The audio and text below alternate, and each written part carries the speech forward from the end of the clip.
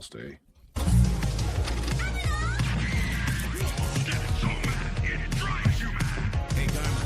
Blah, blah, blah, blah, blah, blah. Hello and welcome. This is the WCGA podcast. We're here again, the most inconsistent podcast on the internet in regards to Gundams. When you see us pop up in your feed, you go, huh? Oh, that's right.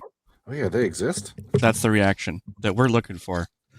Today's a special day. We've got Khrisamisu, Chris, a.k.a. at Khrisamisu from Instagram. Yes. An amazing builder, amazing person, creative powerhouse. And we're going to dive into some of his builds today. But before we get to that, let's go around the table here. I'm Dan, at Dan's Dragoon. You can find me on Instagram, at Dan's Dragoon. You can also find me in the Discord, shoveling the manure that fertilizes my own. And Lang, where can we find you? Find me Skyfire Riser. I'm Lang. Find me in the Pacific Northwest having skewers with Ricky Glues. That's where you'll find me. Whoa. Yeah. Take that as you will. Get skewered. Get skewered. Ian? I'm not with Ricky Glues, but I am Stiff and Glue at Cantus_Prime on Instagram. And Chris.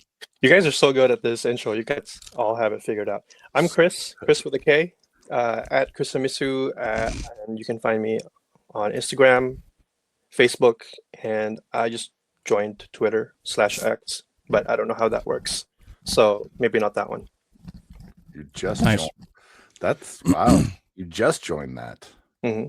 It's a bold phrase in this day and age. I feel like there's a lot of Japanese modelers on there. Yes, there really is. Yeah. That's like the place. Who else has their special Khrisamisu mug? I do not because I have an What's up? excuse.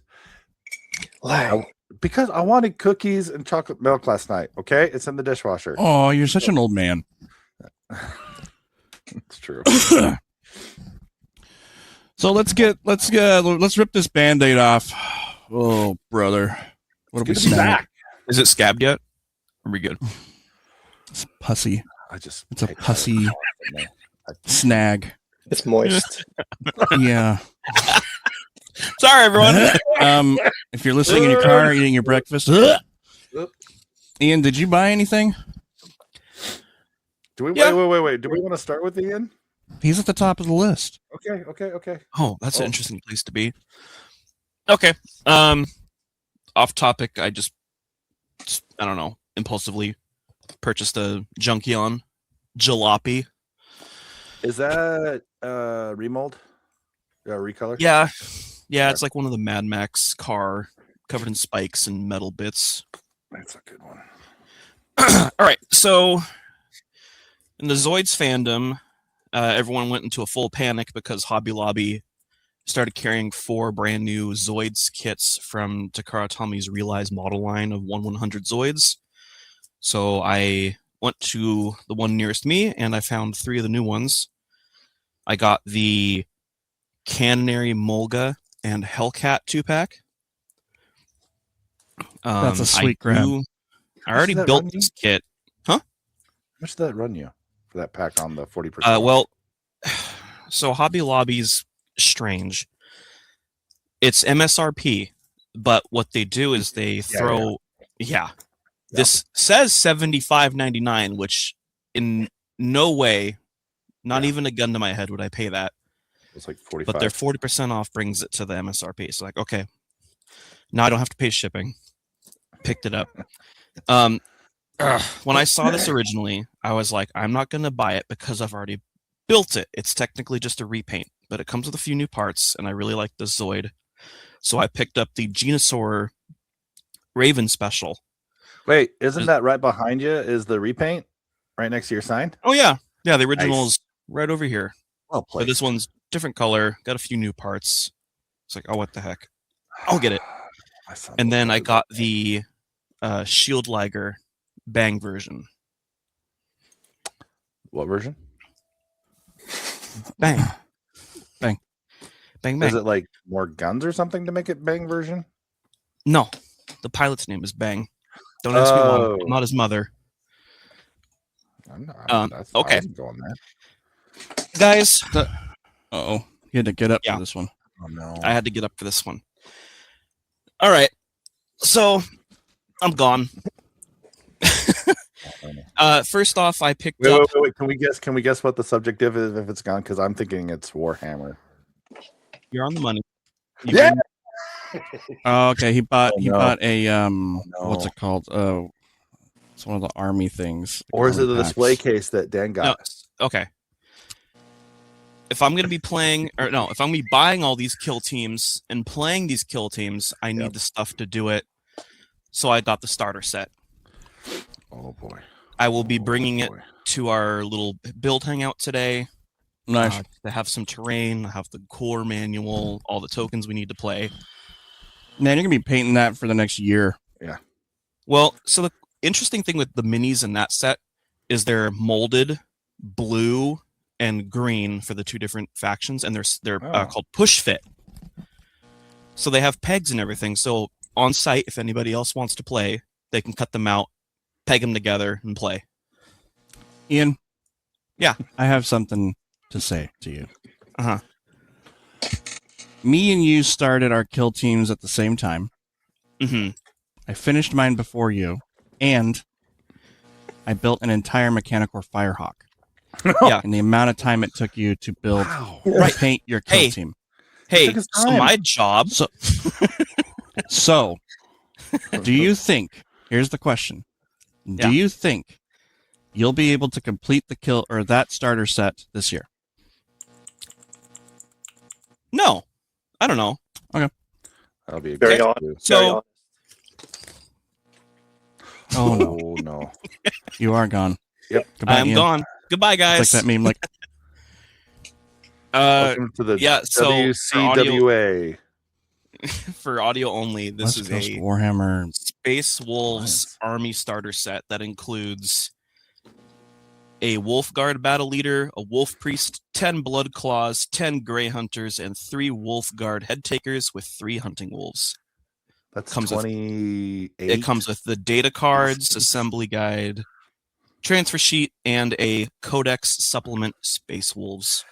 I got 6 pieces. I'm still not done. I don't think I'll finish mine this year. Yeah, Dan, Ian, why you don't haven't tear even him played open? the game yet. What are you gonna do if you hate the game?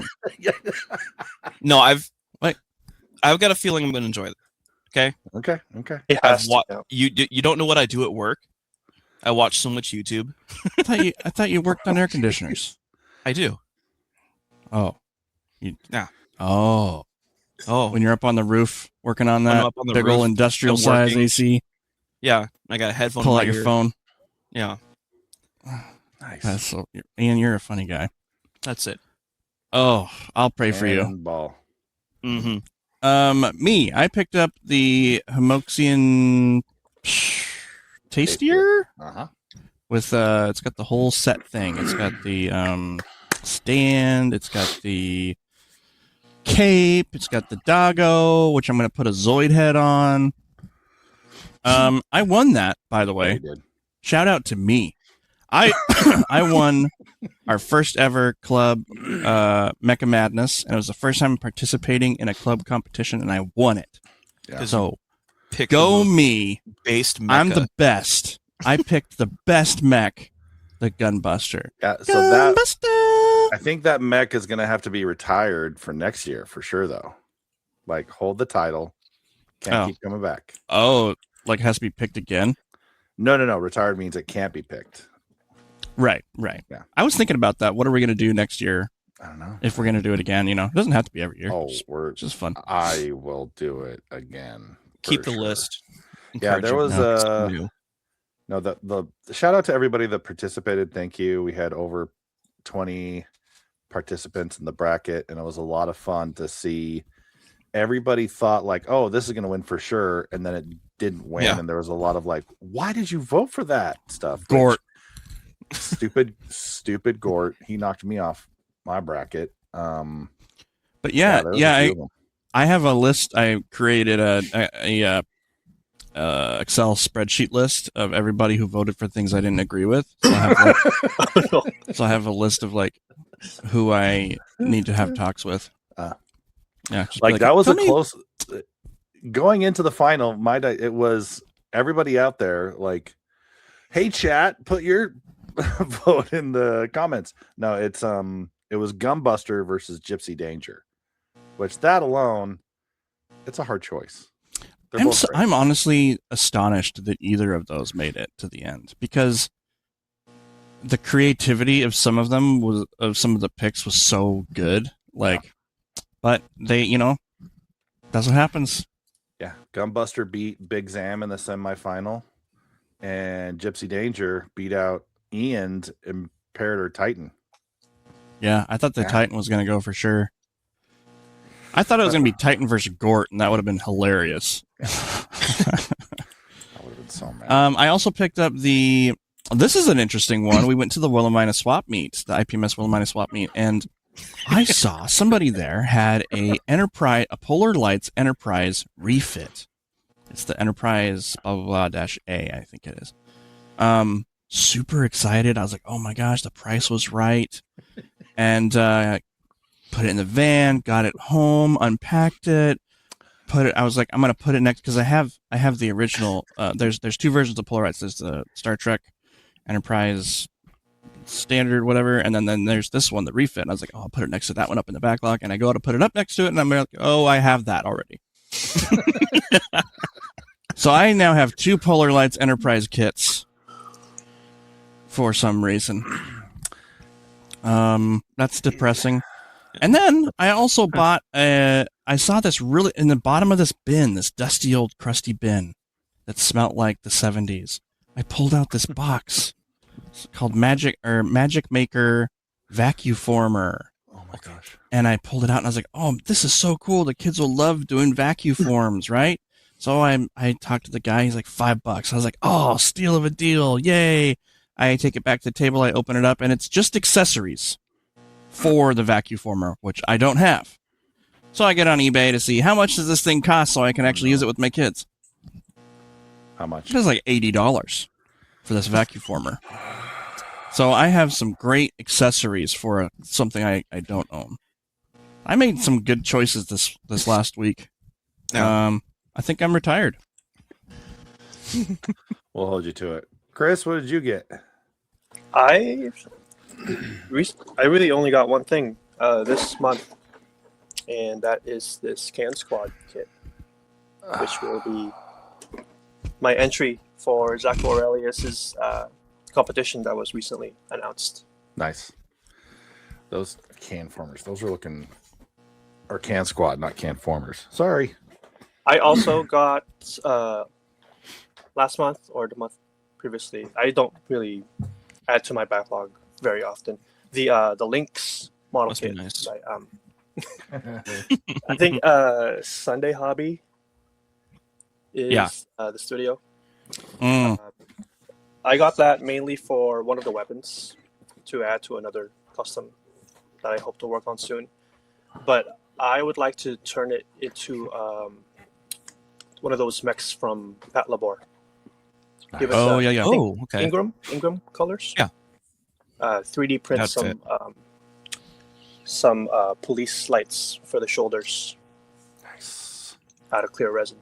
That would Very be fun. cool. Oh boy. All right, and so Lang. Two things I got recently. I got where is it? It's right here. Let's show off the box. I got the Regus. I was really excited for this, and shout out to Chris who sent along the way, because this comes with kind of GM head pieces that you can swap the head, but it doesn't have the clear bits. The clear bits come in the Gus for both sets, like two variants, and it's kind of weird why they did it that way. But he was so kind to send it along the way, but the problem is I had already gotten the Gus from Dan. So I have extra sets of clear bits now, which is, not a bad problem to have. So I'm excited for these to kind of dabble in these a little bit and see how the fitting is with these. Really like the silhouettes on these, so I'll be getting around to those sometime. When? Who knows? Is the Regus the one with the big giant gun? Yeah. Oh, dude. Like a bit of a larger silhouette. That one looks so good, man. I know that Austin from Undergated was like super stoked for that kit to come out. Was it out? Yeah. Okay. Yeah. It's got the strong AOZ vibes. I still don't get AOZ, but that's just me. I mean, it's. I mean, you don't I shouldn't get say that. You don't have to get it, Lang. Just I get out of the don't way have of it. to. That's very true. Very true. Let it happen. Paint my nails red and get out of the way. Okay. Speaking of letting it happen, can I do a sponsor really quick in between your show offs? Because it really segues nicely. Hi, for it. I'm Billy, and I have a bucket. This bucket has cool stuff in it, and you can touch this stuff in it. So all you gotta do, I hold my bucket above my head. Everyone make a line, and you stick your hand in Billy's touch bucket. Memories will be made, and satisfaction guaranteed. Billy's touch bucket. Okay.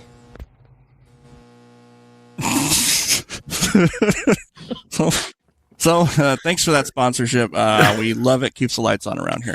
Yeah. It was a bucket that he brought into the studio when he was recording. It looked like it was straight from a kindergarten class. Had not been washed. If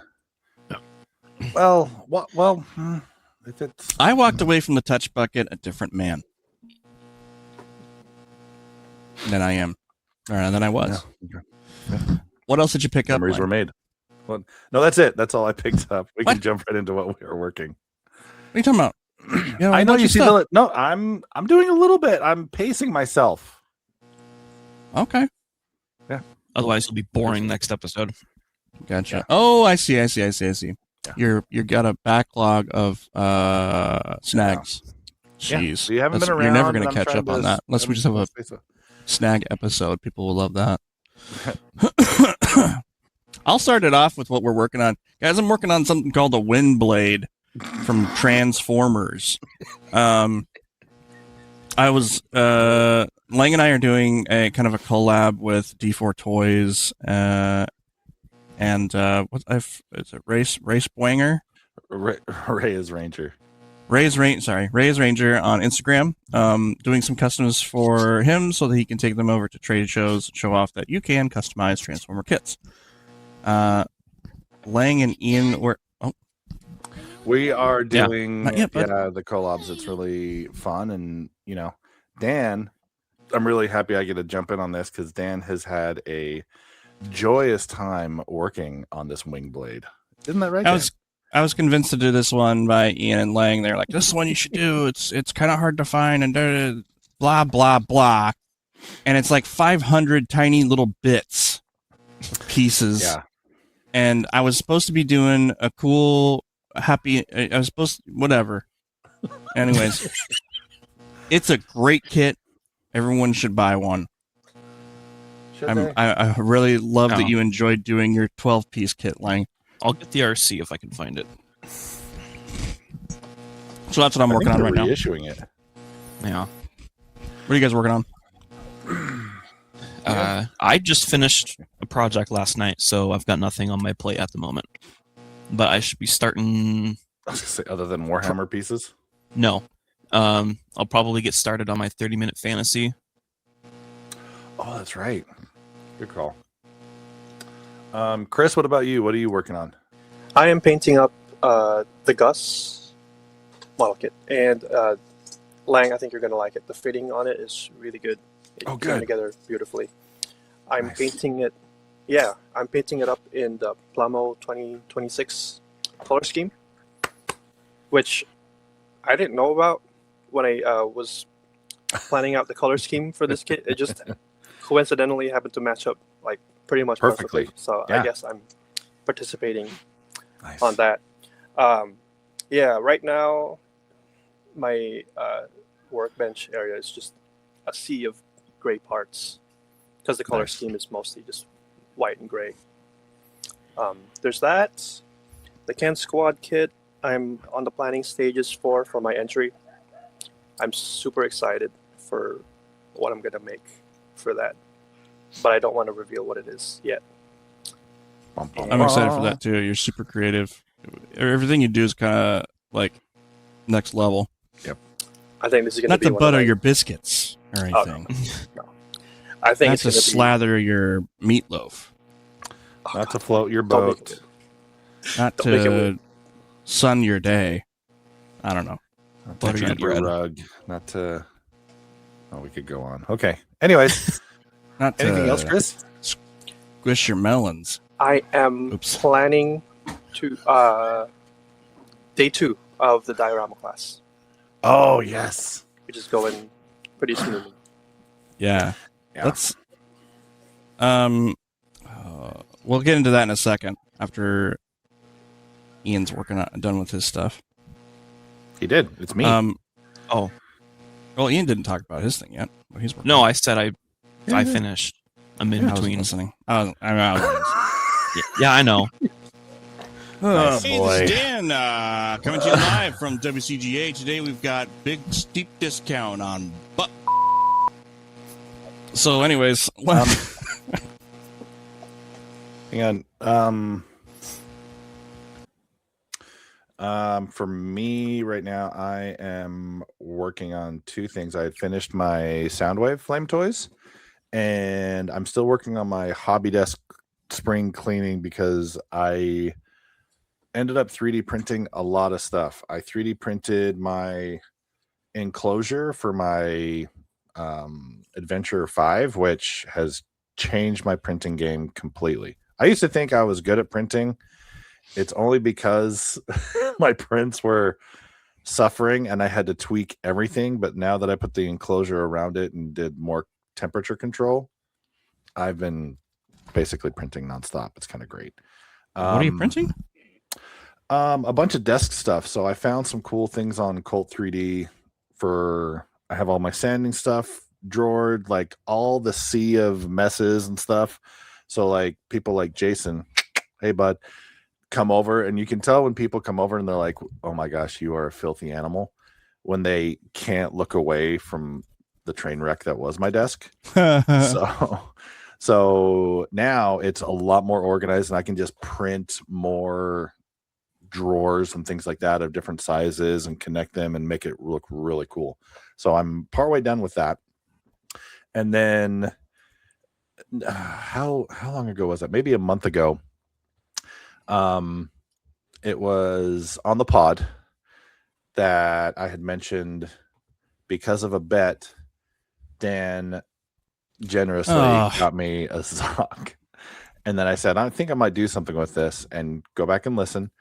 He said, well, if you do what you say you're going to do, I'll get you master grade. So I'm jumping into that sock build. Oops. And the Zoc is a funky little, well, I shouldn't say little. It's a funky kit. You know, that is one of a kind for sure. So I'm excited. I've been dabbling in it. I've been scribing a little bit. I used a new tool I haven't used before, which is a parallel scriber. It traces the outside edges of the armor It with rubs the scribe. off the edge, and then the scriber goes in almost like a compass, and it's pretty fun and it's cool. Mhm. So I've been dabbling with that, just, you know, laying it like I do, and I'm having fun. So that's what I'm working on right now. Nice. Ian? Again, Yeah, again. thank you. Ian, what's the news like? The news is we'll see how Dan reacts. This might trigger. Oh, old okay. memories. I'll zip it. I'll filter myself. Yeah, All right, take here a we go. look. What? All right. So to kick us off here, the Gundam base side F is going to be releasing a clear RG 1144th MSN 04 FF Sazabi clear color. Not mechanical core. It's just clear red, that tasty clear red. What's side F? Yeah. It's got the new Gundam with the big long fin funnel. The Fukuoka. Okay. Yeah. design. Anyway, Gotcha. it will be out on May 2nd for 8,910 yen. What does that mean in English? About Dollars. between 50 to 60 bucks American. So over here it'll probably be Hundo. 100, 80. 120. Yeah, probably whatever the last one went for. I There's think nothing this looks special awesome. besides just clear. Yeah, it's really pretty. Remember back in the day when the new or the high new was like the hotness, like for an RG? Is this that same caliber? Caliber of It's the same kit. It's just, or it's the same Sazabi RG plus these guns, essentially, or these funnels. yeah, it comes with literally all the same accessories as the Sazabi FF, which include like blast effects of it shooting its long lobster claw fin funnels. Yeah. It probably still comes with the same effect part that is intended for the new Gundam FF. Yeah, I mean, if it's the same parts, the build's going to be just as good. So yeah, Yeah. this would be a grab for me for sure. If I was able to get it at like a normal, like a Mhm. normal price, I'll pay like I'm talking like the American price, the U.S. price. Yeah. I'd be happy to buy it, but I don't want to get gouged on it like on some third party website or Mhm. something. I would not go out of my way to order it, but if I saw it in person, be tempted. Then I'd be tempted at the normal price. Yes. Yeah. Yeah. Oops. What? Anyway, next on, Gundam Based is recoloring the Revival 1144th Arc 78. Yeah. So it's the snap built kit that resembles the classic construction of the old Nice. 1980s kit, but now it's Beautiful. in Gundam Based colors. Love it. It's like a 80-year-old man that forgot his suspenders and needed to pull pants up like way high. That too will be out May 2nd with a price tag of 1,430 yen.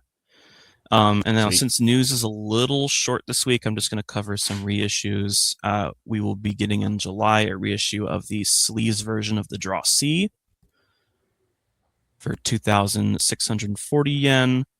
And also in July, right? Yeah, we'll be getting a reissue of the Dom Troppen Unicorn version. And What's the that's difference with the 2,000 unicorn yen. version? It's different weapons. I believe it's this hand right here that has the little rocket grenades. It's an exclusive piece in the set. They need the G-Quucks in those brown colors. That would be cool. So you get There you go. you get a hand. Get a hand, buddy. Who's that for? Someone Who who ever likes loved that hands. scene Yeah. in Unicorn. Wow. And then lastly for reissues, a July reissue of the Gym 3 Desert Color for 1,900. Master grade, right? Master grade? No. Oh, No. okay. There is there is no High there is no grades. Gym 3 Master Grade. There's Gym 1, Gym 2, no Gym 3. I don't know about that.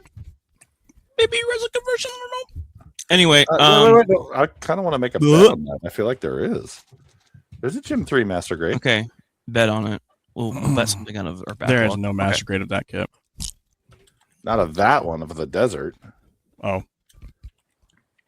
Anyway, reissues from another company. Kotobuki is reissuing their D-style Zoids, and they've announced their Doggy second style. reissue, which is the Command Wolf Irving version.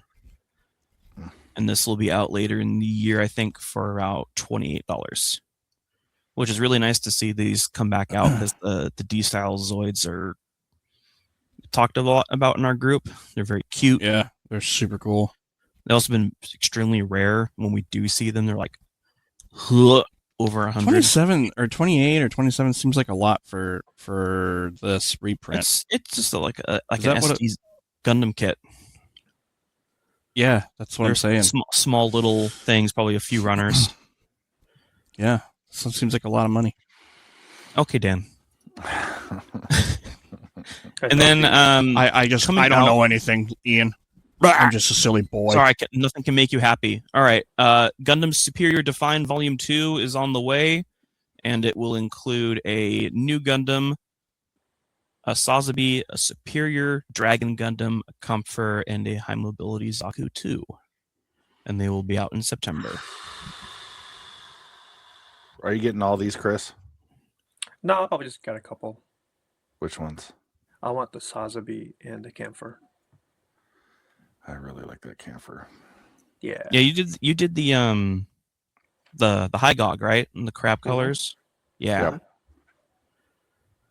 Yep. Fun little Very side good. projects. Yeah. All right, that's all for news. Short week. First. Okay. So we are in the middle of a special, our first class as a club. The whole thing is put on by Chris. I approached Chris about this maybe 8 or 9 months ago or something like that. Trying to like brainstorm ideas about what we could do. And Chris is such a great dio and model builder that kind of just was like super, like you were super excited about the idea and then just took the reins and were like, okay, I'll make this. He put together like a whole syllabus and like class lists and parts and that all the research and everything, and then sent it all to me, and I was like, holy crap, like this sets the bar for like if we do these in the future, like if someone runs a class, like it's always going to be like, well, Chris did this, well, Chris did that. I'm just kidding, but yeah. Oh, really? And so we had our first class last Monday. Super successful. We had like 12 people in there, and I think 4 people building along, and then more people are building along that weren't able to attend the class. So the participation has been really high. Yep, Lang's got his piece there. Rocks. Rocks. Hey, rocks. Yeah. What's your thoughts been so far of the first? What did you think of the first lesson, Chris? I think I liked how it turned out. There are only a couple things that I feel like I could have done a little bit better job on in explaining. And I actually just put out the written version, the text version of everything that was covered in day one, hopefully in a more structured way for anyone who may have felt a little confused at any point. They can go back and check on that. But yeah, I'm happy with how day one went. I was a little nervous at first. Yeah. But yeah, got settled in pretty quickly. And yeah, if you want to check out, if anyone listening wants to check out the class, you can go to the Discord and go to Khrisamisu Dio class discussion. All the information is in there. And then down in our video and tutorials and on our YouTube channel, the first lesson is in there, the first class. So go check it out. Such a great resource. And I gotta say, I think we've joked about it that, I actually taught junior high kids at one point, and I've seen teachers in action and I've seen trainings in action. Chris did a fantastic job. Please go watch. And the great thing, since we didn't ask him to write all this up and have all this great resources for you, so you could go back to this all the time. Every build, every dio, every comp, you could just like, oh yeah, I know where to go to in the resources tab in our Discord. So jump in, go lurk it, go check it. Yeah, and it's important to note too, Lang, just because you've done a thing doesn't mean you're good at it. But I feel like a pro now. No, I mean like saying you taught kids at one point doesn't mean you taught them well. I didn't say I did. Okay. That's why I made the point of I've seen many teachers. They're out there in the world posing their model kits like he does. He's They're all caused more posing- problems than he's solved. It's graduation season, so when they, which ones are my students when they stand awkwardly within a Ling pose. Hey! All right. So I want to pour through a little bit of your. I've got some questions I wrote up for you, and I want to pour through your Instagram a little bit here. Okay. So your builds, like, let me just hear. We've got some Pokemon kits, Pokemon themed kits that are actually Gundams. Yes. And there's some kit bashing going on here. Like this is so well executed. It looks like something that Bandai put out as like an actual model kit with the painting and the coloring and the kits you selected. What inspired you to do this particular one? So we got a Charizard, we've got a Squirtle, and a Bulbasaur. I've always loved the idea of crossovers. I think it's a fun way to combine your multiple interests. Things like Smash Bros, crossovers like the Marvel movies. I've always loved that kind of thing, and this set of customs was pretty much what propelled me into the hobby. And it's funny. This was just some random guy on Reddit that wanted to throw together a contest. Is my audio still Yeah, you're okay, good. by the way? Yeah. Okay. Yeah, it was just some random Reddit thread of someone wanting to start a contest, and I joined that, and I won with this set. Oh, I didn't get it Nice. close. I got to interrupt. We're looking at a Blastoise out of a Gushionne with kit bashed cannons. Where are those cannons from, Chris? It's from like a options parts set. Can you Oh. go? Other parts. Can you go back one shot, man? So down here, I had to do a double take. I was like, "Oh, you did some fun resin or whatever." I'm like, "Oh, wait a minute, no, that's like a perfectly executed 3D or 3D effect parts just combined, isn't it? Is that what those are? For the wave. Yeah. Yeah, it's just like some action figure effect parts. That's so Oh, like Mhm. Tamashi Nation figure art. Yes. something. Yeah. Yeah. That. Uh-huh. I like that a lot. Oh, that's so great. It's a clever use. I got a lot of those laying around. I won the contest, Nice. and they never sent out the prize. Oh no. Oh, what? But it's okay. What I got out of it was a lot more meaningful, I think. Nice. That was really cool. Got the Pokedex numbers in decal form. Oh my gosh. Well, Oh, Oh. that's a cool detail. I love that. Subtle. I like that. No, and Dan was saying this look like Bandai. Bandai only wishes they could paint. And I could picture Bandai doing the stickers on some of these. I remember when I first saw this one. This one's great. All right. Yeah, so tell us about this one. Describe what this is for the folks that are just listening. this was back when people were putting Nendroids, all sorts of Nendroids, in their Neo Zeongs, and I just wanted to join in on the trend, really. Just continuing my crossover customs. It is a Link in the Neo Zeon, and Yeah. I believe I saw this years ago in person at Komoricon at one point. Did you bring it out there? I don't. Maybe. No. I may have brought it out to like one of the build meets. Okay, And Link is building it here. Pretty fun. that's a great. Such a yeah. This one here, you said that in your description, you said that this is the first time you went all out on a kit. Yes. So what do you mean by that? Trying out candy colors. Mm. Just this was also for a contest. I don't think I finished on time. No, I didn't. But yeah, this was the first time trying really hard to have a finished build that.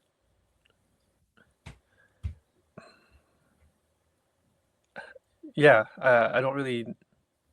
Oh, I was playing a lot with mixed finishes with the candy and the The map.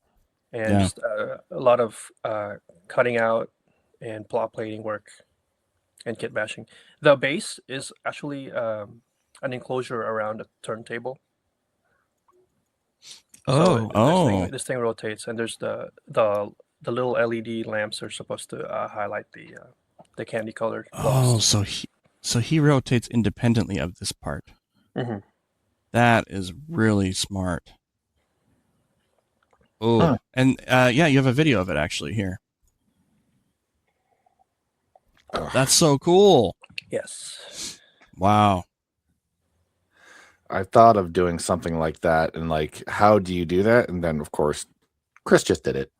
What Just kind like- of LEDs did you use for the spotlights? It came with it was a set of just individual little spotlights that I bought from AliExpress. Yeah, I I think. think. Yeah, I've seen something like that on Amazon. They advertise them as like photo lights or Mhm. photography lights.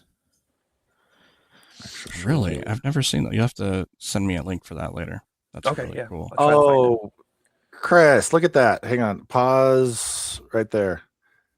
Look at the deep. You have the detail in between the two with the orange. That's such a. Oh my gosh. See, Yeah, I this would. part the here, what? the cross section. Yep. Oh, I really yes. like Mhm. the vents, and you can see stuff behind the venting gates Yeah. on the legs. How did you achieve this here? The corrugated look on the I base. There are like raw plastic materials you can get. They're like Plastruct or Evergreen.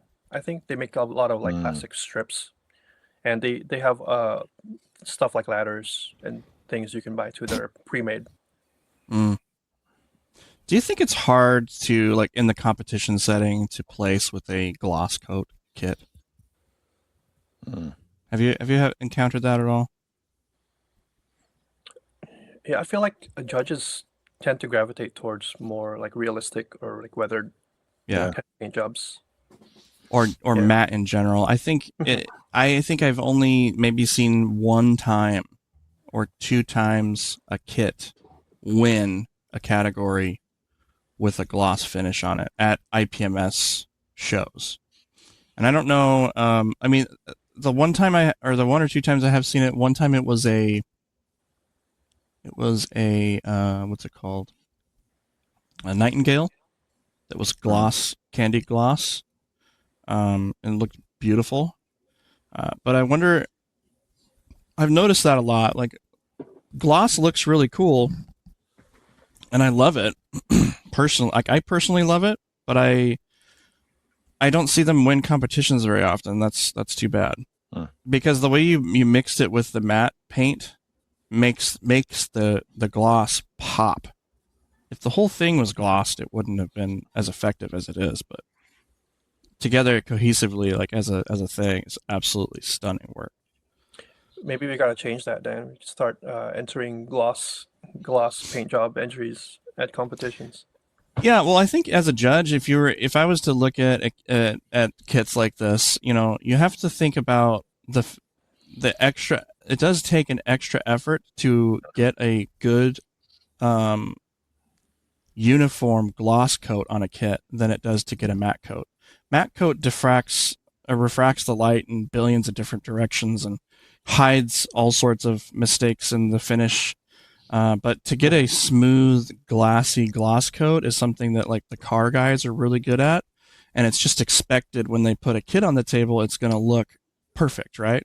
Well, to get this type of look on a Gundam kit is difficult to do. So if I was to be judging a comp, I would take that into consideration for sure. And when it's done tastefully like this, where you have it mixed with different, different finishes, it elevates it past just, oh, I'm going to do the whole thing in this sheen. Yeah, really, really cool work on that one. So if anybody wants to go through a gallery of absolutely stunning stuff, you can check out Khrisamisu's work on at Khrisamisu on Instagram. That's KHR Khrisamisu. And we'll have a link in the description to his channel on here. But this is one of my favorite suits, the EXS, that you did. One of the things that is kind of a trademark of yours is, or that I think whenever I see one of your builds, is this chipping effect that you do. Oop, where'd I go? The chipping effect that you do on the paint. Where did you learn that technique, and is it something you just refined over time, or do you attribute it to somebody who inspired you? It was something I learned just experimenting, trying to find a way of weathering that was easy to do while I'm at work. I work in an office, so there's a lot of downtime, and I wanted to bring stuff with me to work that I can do in between calls, and I had a set of Prismacolor pencils, and I noticed they work really well on matte surfaces. Mm. And Yeah. sponge chipping never really worked out that well for me. It never looked right. I could never get it to look right. But with the colored pencils, you had so much more control, Mm-hmm.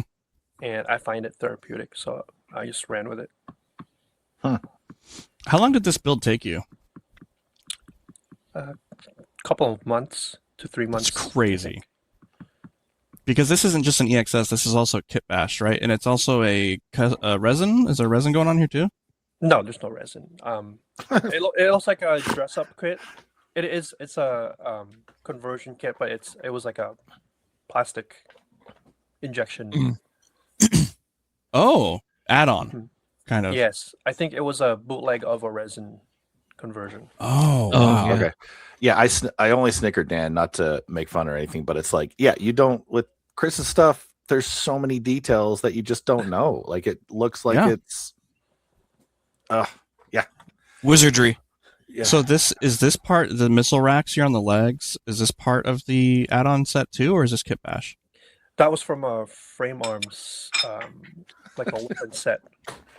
Good grief. See, and so I'm a big okay, fan of tubes too. Like the tubes look so good. So go back to those missile pod. This is a really good thing. That this is what I overthink way too much. And Chris, you do a fantastic job at this. Immediately, Dan went to this is either made for the kit or that, but it's the lines, it's the shape, it's how. If you saw this kit, yeah, that would automatically go with that kit. Me, I'm really, really trying to push myself this year. Like with my group build, I really tried to find pieces. Oh yeah, you would see that on a Wing Gundam or something like that. You do a phenomenal job at kit bashing with the similar silhouettes and feel. I feel so. I love it. Thank you. Yeah, this is one of the most insane things I've ever seen in the hobby space. I don't know. This one just clicks with my brain in so many ways. But because of the paint work, the finish work on it is just absolute peak perfection. So, what of your builds are you most proud of? And we can look at that. Oh man. Like which one is the one that you feel like, oh yeah, that was a good one. The Goof custom diorama. Yes. Let me see if I can get to that. Here we go. Yes. This one wasn't made for a contest or anything, but it just happened to have so many different things that were firsts for me. The water effects I feel like came out really well. I was doing mud effects for the feet. Trying to replicate water effects and get a I don't know how to explain it, but mud, getting it to look wet was really interesting process. Mm, The OSL, object source lighting with the heat sword. yeah. It was, and a resin kit in a diorama, making the banana trees from scratch. It was a lot of learning experiences. Yeah, usually when you see a resin kit, it's just doing the Katoki pose. Very What's rarely do that? you actually see it posed up like this. How did you achieve the mud effects to make them look wet like that? I Like brushed this? I brushed on some of my diorama dirt mixture with I was like mixed with some glue, and then when it dried, it looked like dry dirt, Mm-hmm. which isn't what I was going for. So I was playing around with just like gloss coats, trying to replicate like wet surfaces, and it was future that pledge future Oh, okay. clear Yeah. the floor polish. I brushed some on, and it completely transformed it, making it look like that. And I want to call it a happy accident, just because of how well it ended up turning out. But yeah, there was a lot of those moments in this diorama that I was going in unsure of how it would turn out, but for some reason everything just worked out how I wanted. Mm-hmm. And it looks like you put a little bit on the leg here too to give it kind of a wet look, Mhm. and then it fades out. Yes. Just it's so. Like, do you use a lot? I know you mentioned in the class you use a lot of reference images and things like that. Did you do any of that for this build? No.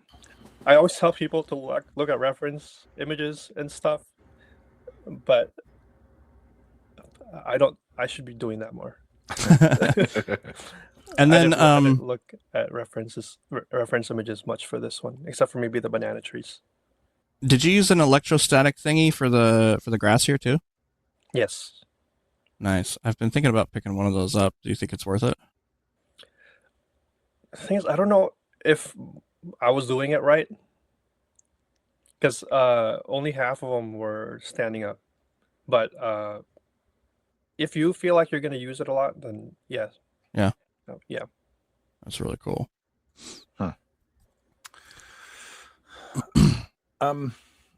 Dan, do you mind if I jump in on Yeah, of a course. little bit of this? I gotta tell you a bit of a backstory because back when I first moved to Oregon years and years ago, I had just snapped my first RG and my first MG, and then I went to a hobby town for a group meetup that was only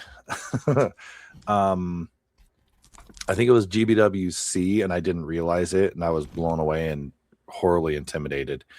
And then I gathered the guts up to go again. I was like, maybe I can do this. Maybe I'll do like a crossover thing. And I had a thought of doing all of the 00, like Exia, Quanta, 00 variant of that field, like Power Rangers. And I'm getting excited, and then I walk into the hobby town over in Happy Valley, and what do I see? Chris's Power Ranger lineup. I'm like, gosh dang it, he beat it to me. And I've got to say, Chris, you're probably top inspiring for me because everyone sees my stuff now and says, oh, you're a guy that does crossovers. You started that for me because it initially just gives you that, oh yeah, that's fun. Oh yeah, that's fun.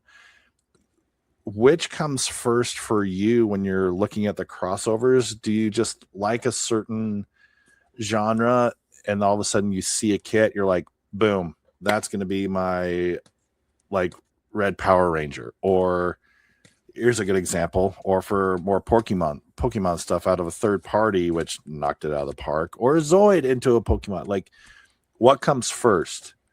The idea, or do you see a kit and like, I'm doing that in this scheme? What usually comes first for you? Usually I see a kit that I like, and I'm trying to come up with excuses to buy it and to do something with it. And then the idea comes after. Nice. That's what happened with this one. It's what was the Pokemon this is based on? Shiftry. It's based on the Tengu. Mm-hmm. Yeah, it's crazy. Go ahead. So seeing these and a lot of your crossovers, I'm also noticing you have a handful. This is going to be interesting. So which do you think, from when you started building Gundams to now, looking at some of your stuff, like I saw you did a handful of the Supernovas, but you kept them in the same color schemes. But as we're progressing, especially lately, like with your Molga that look like Centipede. What's the Pokemon name? Caterpie. Caterpie, thank you. Mm-hmm. Do you think you're going more and more into crossovers, or do you like sticking with the base, like the base colors? I like to switch it up every now and then. I don't want to box myself into doing just one thing. So I try to alternate between like a fun projects and serious builds, and Nice. yeah, whatever I'm in the mood for. I think that's one of my favorite things with following your stuff. Don't click on this one. Don't click on that one. Why? This kit right there. It is the Alpha and Arceus inspired Sinanju. This thing. We were at IPMS Seattle. I was so excited. I put my XN Psycho Riser on the table. What does Chris do? He puts this right next to mine. Right smack dab. He had room to put it elsewhere, but what does he do? Puts it right next to mine. And does he win? Of course he does, because it's gorgeous. I was so intimidated. No, this is another amazing. We're buddies, Lang. I wanted to park next to you. It's like Lang drives up to a car competition in a hoopty, and then Chris comes up and like jacked up. You like my muscle Herbie? car. Look at my Herbie. We're buddies. I want to like park your next to you. One of the things I loved about this build that you did is you made custom molds for those clear resin parts. Mhm. I found that just absolutely crazy. Like the level that some people go to for this stuff. Yep. They were actually 3D printed, 3D modeled and printed in clear resin. Oh, these are 3D printed. But Yes. did you model them then, or you did something custom with it? Yeah, I drew it on Blender. Oh, okay, yeah, that's and then 3D insane. printed them. Because I can't I can start the Blender program, but that's about it. Yeah, those crystals were a project in themselves. It took me, I think, a month to get everything from start to finish figured out. Because there was when you print the resin, you have to throw it in a little curing machine. Yeah. So that it finishes. And when you do that, it gets super foggy. And I had to figure out how to get that transparency back. There was a lot of trial and error. Is that going to be the next Chris class, or can you tell us how you did it? I was stumbling through every step of the way, so I don't think I'm quite at the level where I can comfortably teach it. But did you just have to polish it out like crazy to get it glossy again? The solution ended up just being throwing on like 3 layers of clear until it got rid of the print lines. Huh. Amazing. Yeah, stunning work. There's one other one I wanted to talk about here. Get down to it. Wait, is this it? No, that's not that one. But this is pretty cool. Let's crawl into your brain here for a second. At what point during the construction of the pooping dog did you think, this is something I really, or the conceptualization, did you rethink, like, this is something I actually want to build? So I saw it and it just activated neurons in my monkey brain, to be honest. This is not an original thing that I designed. It's like Lego designer on YouTube that makes automatas. Mm-hmm. And yeah, I just got really into these for a couple of weeks. There was I also made the puking guy. Let me grab it 1 second. Oh, okay. He's got it. Yeah. What's the so yeah, another thing that Chris is like really amazing at is doing these custom Lego creations, like this RC from Toy Story. Look at that. It's so cool. Spot on. Okay. And then he also did some like, yeah, that guy. Okay, wait, do it again. Do it again. I put you on the big screen. Oh, I think I broke it, but Oh no! yeah, something disconnected. But I have a video that I can Okay. share. My gosh, that's so great. Another thing you dive into a lot is you've been doing these. Are these ensemble? Is that right? Ensemble or artifact kits. You've been doing artifacts, and you've been doing something else too. Converge, yeah, that's it. Converge figures. These things don't get this level of love in the hobby space generally.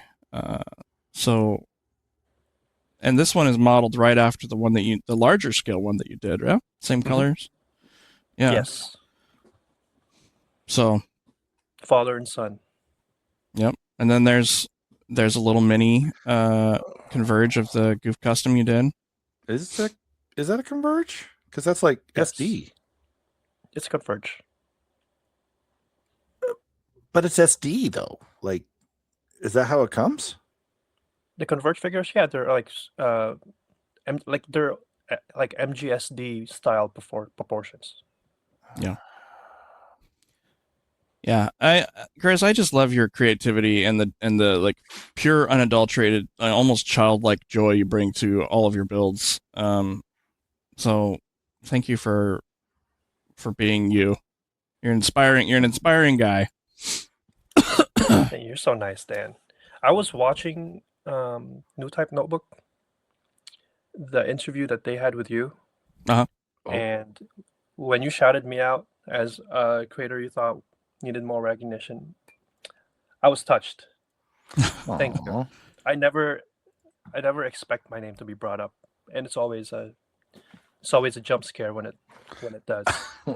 Oh my gosh, that's funny. Yeah, I mean, honestly, yeah. Anybody who can look at your stuff and be like, "Oh yeah, that's a masterclass builder right there." Yeah. Because the level of detail and attention you bring to your kits that are like this, that are like, you know, more mainstream Gundam, Gunpla kits, and then you go to like this little guy, same level of detail, same level of passion and love. It's inspiring. It's inspiring because anybody from any type of, like, in the hobby space who builds any type of kit, Converges, artifacts, Gundams, Pokemon kits, if they enjoy race cars, Legos, they can come to your Instagram page and be like, "Whoa, I didn't know you could do that with this type of stuff. I didn't know people were doing these types of things with these things." So yeah, it's really cool. What the heck is this? That's good It's stuff. a bottle that my coworker printed for me. It's the same coworker that made the mugs. Oh, they're made. cool. Yeah. Oh my gosh. So nice. My coffee's cold. All right, well, I'm gonna take you off the hot seat now. We're gonna get into what do we got next on here? Completed builds? Completed builds. Which means, Lang, you talk about something for a second while I get that ready. I'm going to talk about something. My name's Lang. You know what I like to talk about? Sharks. Sharks are great. Everyone should, prepare themselves because this year, Shark Week is coming. Countdown has begun. How's that? Right? Is Shark Week coming? Every year. It's the best holiday of the year. Thank you Okay. very much. On what? Like Discovery or something? Usually Discovery, usually July. National Geographic has been copycatting, I think we're up to Air Jaws 6 coming up. It's always a good one. I honestly don't even, I've never participated in Shark Week. What's I don't Air even know what it Jaws? Air Jaws, when they breach. Oh, They breach out of the water, they have like dummy seals and they come charging up to injure the seals, but since they're just silhouette, usually papers or something else, they come so fast and they're so big they breach completely out of the water. It's Air Jaws. Same thing over and over, usually edited, and I love each one. Air Jaws. Come watch it. They're all thinking special flying in their own way. sharks. The what? I was thinking flying sharks, and that sounds terrifying. No, that's Sharknado. That's Oh, yeah. we need to get back to that. All right, first build of the week we got is the 008 Vertigo Heart by Heart Throb Seth Nelson. He was mentioning that this is the first time he's tried to do that anime like cell shaded work on it. I thought it turned out really good. This thing is really tiny. These are tiny kits, so we're very, very zoomed in right here. But yeah, I thought it turned out nice. What do you guys think? So on the chest, I really like how it went across like in the gray right there, because I think that's what you're supposed to do. And when I see these and the same thing that he had in mind, like, oh, how does it work? Where should all the shading go with cell shading? I'm always perplexed how you figure that out. There probably is a way and there probably is a formula, but I really like how he's working this one out. Yeah, I thought it turned out great. Definitely has that look to it. I've wanted to try that out too, but haven't had the nerve to do it yet. I think maybe on a small kit like this is the right idea too, so you can kind of experiment a little bit. This thing is by Bushy Bowser. It's a 30-minute fantasy custom. This is a Warcraft 3 Paladin kind of crossover. But if you go into the Discord, you can look at it and get a lot more pictures. But on the leggings and the armor parts here, they've put like patterns into it. This thing is absolutely stunning and gorgeous, dude. The weathering, the colors, sword, top to bottom, it's just crazy. Speaking of 30-minute fantasy, we have a club competition going right now. Mm-hmm. I think the deadline is July 25th. Yep. So if you want to join in, get yourself a 30-minute fantasy kit and get going on it. All the details are in the Discord. Now, Bushy Browser, you're probably thinking, oh, I'm ahead of the game. I could join this competition. Here's the catch. It's missing one thing, and we don't know if you did the other thing that's required, which is it has to be hand painted. Is the number one thing. You can't use airbrushes unless you're priming or top coating. And it needs a dio. It needs done a base of some sort for it. Yeah. Well, and to be fair, he finished this before we even announced the competition. So, yeah. Still awesome. Yeah. Speaking of 30-minute competitions, we actually have our reigning champion from last year here right now, Khrisamisu, won first place in the 30-minute mission build. Yeah. So, yeah, all hand painting, that's what we're looking for. Another 30-minute fantasy, this is the Liber Swordsman by Zork, so use this as good inspiration for what you can kind of expect out of these kits. I have yet to build one, but I did end up buying 2 Liber Knights that I'm going to kit bash together for my 30-minute fantasy build. But yeah, this one looks great. I love the colors on it. Very cool. The contrast I really like. Oh, boom. Here they are. This is a... Why don't you tell us about this again? What is this? That is my kill team. That it's the Adeptus Arbites that I just finished. Been working on it for like over a month now. Just doing it once every other night. It's beautiful. Yeah, Yeah, like you so can't. So I'm going to be real. I give compliments and try to give compliments to anybody and everybody in here because, frankly, everyone deserves compliments. And like, I can't find the critiques with the effort that you've put into this. Like, as Dan zooming in right here, like, for example, right here. So that revolver right there, that revolver, the red paint, I would have smudged all around that. Like, you made that perfect. You know, like, that's incredible. And this is your first time painting, right? Like miniatures. Yeah, I've done one before, but this is like my first like unit team for play. Yeah. I feel like Ian Stunning. is the like secretary that's like never seen any sports in their life and picked like the winning team in a office bet. Just like, oh, I just like their uniform. Like, just didn't even know and just did it like perfect. Like, you knocked it out of the park, man. Thank you. Oh, And I feel like you came out of nowhere with these. And right? You're just a miniature painter prodigy. yeah. Thank you. I only regret not doing the bases, but Do you? You So still can. I can, yeah. ish, yeah. Does this make you want to do like converges and stuff and artifacts and do the same application? Maybe. Maybe. You can still totally do the base. I don't do my bases until I've fully painted the figures. Yeah. Depending on what you're going to do with it. You know, if you're going to do more natural, earthy. Originally, I was to going them, to you do can- what Sage is doing, and he got those special void base that look Yeah. like the deck of a ship, but I didn't do that. Yeah, really, really, really cool. Love it. Thank you. What's next? What's the next minis you're going to paint? Probably my Wolf Scouts kill team. Nice. So it's less minis, bigger guys. Try out techniques for batch painting because they're all like the same color. So I could start with a single base color and then do the individual details on top. Batch painting is going to save you a buttload of time. And for reference, these things, for those of you out there that don't know, if you take your thumb and you cut it in half, that's about how big these are. Here, where's the Tall-wise. dog? They're very, very tiny. So There's the doing dog. this- Yep. Little, Does the dog have a name? little tiny. The dog should have a name. Oh, Look at that. So you get tiny brushes and you get lots of patience and a few whiskey sours. yeah, Or in Ian's But case, it's- margaritas. yeah.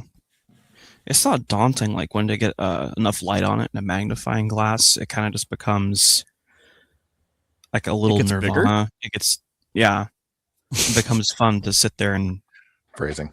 paint them out. What? Yeah. Phrasing for what? For Nothing. me, I guess. Gets bigger. Oh, Next up, we got the 1/72nd scale Hellcat by Arbiter. He had mentioned that this is that he hadn't done a plane in a while, so he was excited to do this one. Turned out really good. I don't know. He did planes. Looks good. Oh yeah, yep. And we've got one by Khrisamisu here. This is the Crab Gog. Yes. You got to go through the process. Superior a little bit. Yep, How's- go. Yep, let us know about this thing because I wouldn't even know where to start. Me neither. This is not an original color scheme for the Hygog. I've seen this done online before, but I just thought it would be a fun way to paint it up because I haven't seen anyone do it with this this kit before. And I love the idea of combining the different textures in my builds, like with the Caterpie one and the little planter display. Mm. I wanted to pair it with some type of garnish, and that was my that was the idea that I wanted to do with this. It's so Just fun. play around with texture and learn how to work with what is it? The polymer clay. That's what the little soup bowl and the There it is. Yeah. dish. Oh, That's Did so- it require any glazing or kiln? No, you just throw it in the oven and it Oh, okay. Oh, that's funny. you work with so many mediums I've never tried before. It's so cool. Well, it turned out amazing. It looks like I want to eat this. I want to eat what's in the bowl. I don't want to eat this, but I do want to eat the soup. So well done. We got an entry grade New Gundam Snap Up by Quay Fluxwinger. Did I get that Yeah. right? We met them Oh, over yeah. at SakuraCon. Mm-hmm. Yeah. Yeah. This is if you haven't built an entry grade, first of all, build an entry grade. And if you haven't built the entry grade new, it's one of the best. It's very, very good. Yeah, nicely done. This is a Mechanicore Firehawk by me. It's a bit. That's a leap from an entry grade to this for sure. Well, they're randomized. So this thing was about a month of work. Every piece had to be custom cut and sanded and custom fit together because nothing fit properly. There was multiple times throughout this build I thought that I got like the prototype kit or something because there's no way this can make it off the production line in this state. Now, that being said, Mechanicore has the reputation of the kit they're difficult kits, not because they are mechanically difficult or there's lots of pizzas, but because the quality control is just poor. That's a known fact. That's not my opinion. So I knew going I thought going in that it might be better though, because this was the newest kit that they had done. So I thought, okay, this is the newest one. It's going to be, easier, but no. However, like that being said, I had so much fun with it because I enjoy a challenge. I enjoy it when something doesn't go right and I have to figure out how to fix it. And every piece was that challenge. Like, oh, the lines aren't fitting up properly. Even when I fit it together, it's not, like the seams aren't lining up. So everything had to be like, as I'm gluing or shaving or cutting, having to hand press and pressure in certain areas and glue in certain ways to get things to fit right. The whole thing's got LEDs all throughout it. It's got speakers in the wing binders. And it looks absolutely stunning finished. So would I recommend this kit? I would actually recommend this kit if you like the design and you're not shy of, having to do that extra work to get it to look like this. It's not painted, so it's panel lined, it's decaled, seam line removal, and top coated with Mr. Hobby GX Super Clear. I think it's 114. But yeah, that's what it looks like when it's finished. So I loved it. Yeah, this is the type of kit that will level you up as a builder. And also, I think this is a good reminder that you can get beautiful results without painting. Yeah. You could have fooled me and told me this was fully painted. That's what I was going to say. I think it's very ironic, Dan, that your award-winning builds took less time than this did, but they're the same caliber of like final result. I think it's a testament to the Mechanicore design. There's so much surface detail and complexity to it that I think all of their builds kind of have that look like of resin. It looks like a resin kit, kind of the finished product. Yeah. If they could just dial in that, quality control, if they could dial that in, this Mechanicore could be one of the best looking kit companies out there. But I don't know what's going on behind the scenes, but I think to get it dialed into the fit and finish of like what third party kits are doing now, or indie kits, or Bandai for that matter, is probably a monumental undertaking in R&D and engineering and stuff like that. So yeah, if you can fight your way through the pain of, customizing every piece to the kit. I think actually there was 2 parts that actually fit together, and I remember I was on stream for both of those parts going, oh my gosh, this piece just went right in. So yeah. All in all though, I would give this kit, like, the finished product is like probably a 9 out of 10. And then the process for me personally building it was definitely a 9 out of 10 as well. It was an adventure. It was very fun. Yeah, I don't think I would have been able to finish it. Goo, that's bright. my whole room went red. Wrong answer. Tell us about this one, Lang. So I did a Flame Toys sound wave, just like Dan was mentioning earlier. He's working on the wing blade. I picked a sound wave to do. Originally I was going to do a kind of a silver and green scheme. I was stuck on the idea of keeping kind of a 1980s boombox silver on it, and then I really like the thought of Linkin Park's Zaku kind of greens with it. I was doing that, and then when I put my favorite metal violet on there, it came out a lot darker. So I was like, "Oh nope, I'm going purples." It's my favorite one to work with, is that metallic purple. It's Metal Violet by Hobby Mio. Whack. And Whack. Yeah, I just kept it going and had some fun with it, because the whole purpose of this, as we were mentioning, Reyes Range wanted to take this to trade shows. This is not my comp level, and I didn't take time on it. I just kind of like, I have some time, and this is the first time. This is kind of the interesting thing. I have never just prepped and jumped into painting, I always do a pre-assembly. And I will say this on record that I was wrong. It is better to just jump in. And it gives me a sense, or gave me, for me, a sense of urgency. It's just like, okay, like I just know the steps, just go. Just boom, boom, boom, boom, boom. And so I was always jealous of Dan, especially that he could just pump out a kit just like that. And this, I'm shocked I pumped this out in like 4 days. Like just boom. Wow. Like it made sense. So yeah. Fun and simple. I'm gonna fight back a little bit on you here, Lang. I think this is a comp level build. The detail I'm gonna mute him right now. He's starting a fight. Look at all these little details. The little detail paintings here. Look at those knuckles.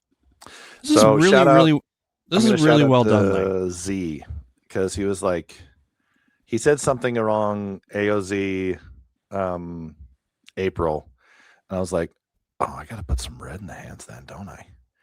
So that's exactly why I put red in the joints, just for kind of kicks and giggles, just for him. So shout out to you, Z. It's really, really well done, Lang. This is one of my favorite builds you've done. And it's not in the Lang pose, too, which is a little disappointing, but I do like it. I thought about it.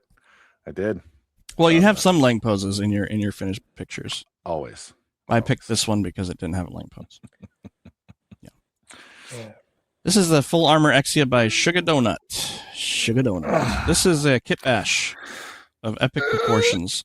There's more pictures going on in the Discord, but you can check it out.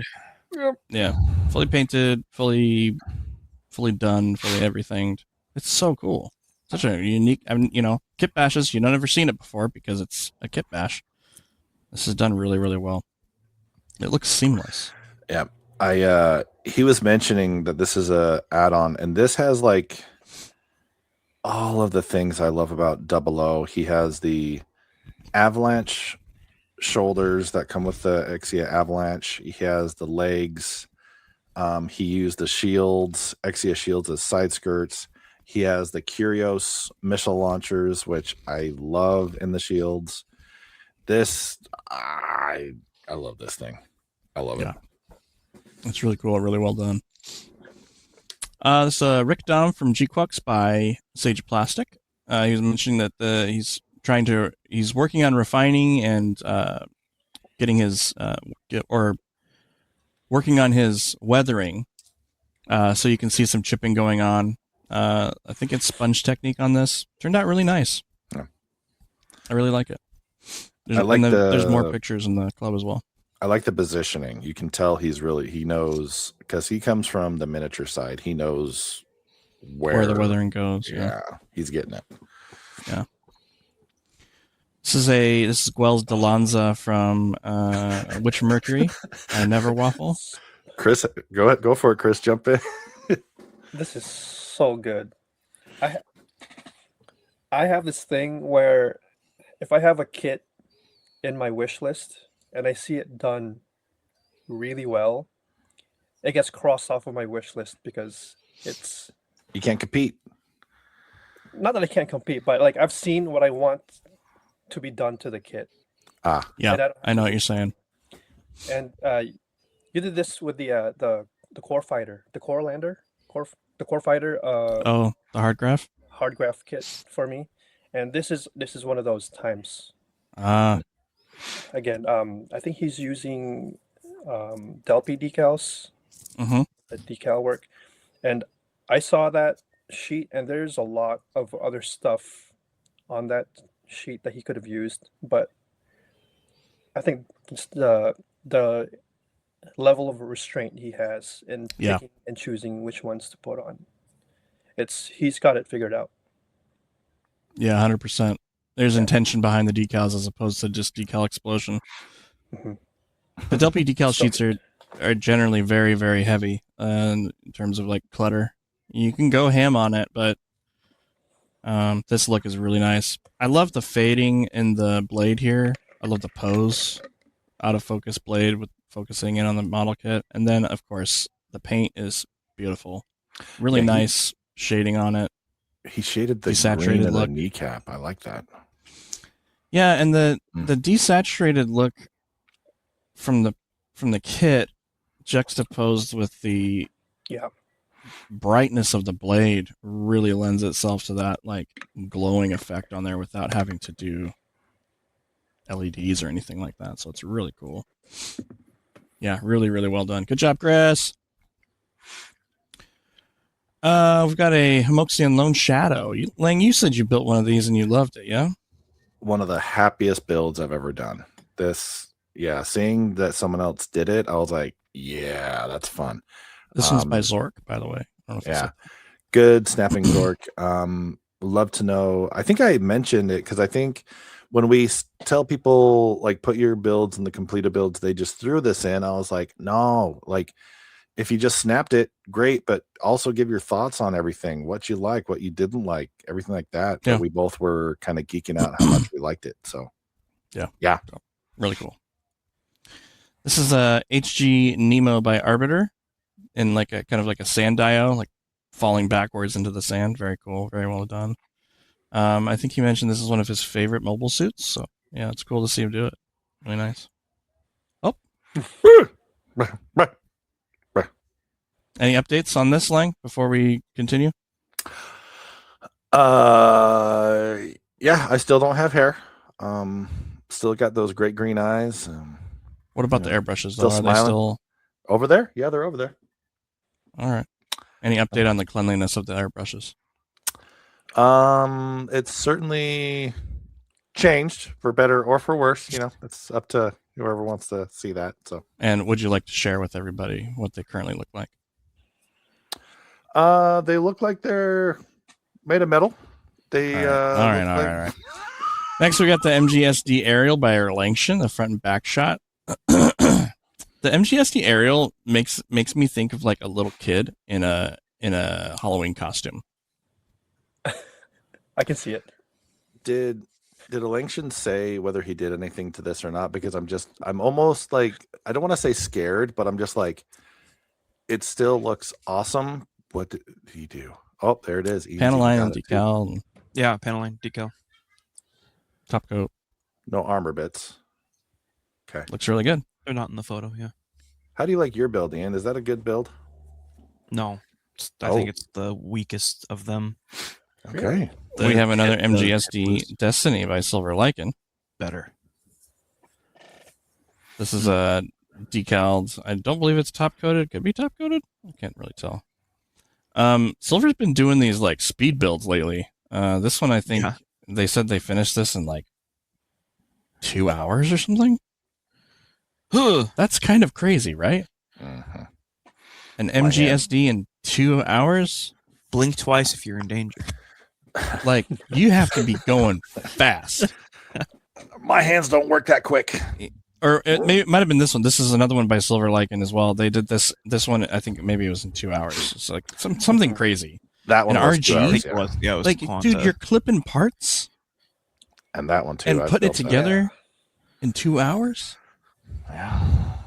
Is this like a new category? Like, like we're speed building or something? Like, No. it's kind of crazy. It's gonna be the next. It's gonna be the next SakuraCon panel that we're all gonna have kits, and then she just starts, or they just start, and all of a sudden, like, bam, I'm done. Yeah, there's no competition there. It's just going to be, that'd be brutal. I would not want to face them in any type of speed building competition. Yeah. This is a really cool one. This is by Hitoki, a newer member. It's I don't know which one this is. Blade Liger? Yeah, it's the RMZ Blade Liger. Okay. I love the metallic on it. Metallic's tough to work with. But when it's done right, it just looks right. Like, this looks right to me. This looks like a die-cast toy from the 80s. And it's definitely in our totally Discord, awesome. check out, because he put some before and after photos, and just the transition, watch the side-by-side is amazing. Yeah. Really, really well done. Good job. Oh, this is a newer member in the club, too. This is Ready Builder 2. One of Never Waffles' buddies. This is one of those Zaku heads that you get from I forget what the thing is called.